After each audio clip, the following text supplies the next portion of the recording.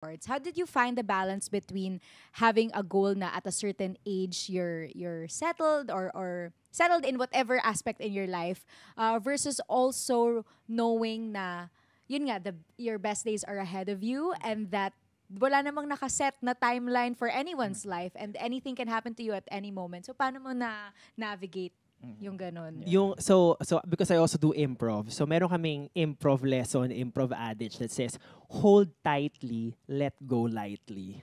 Which meaning no like if meron kang inaalagaan na dream, like go ibigay mo yung best effort mo niyan.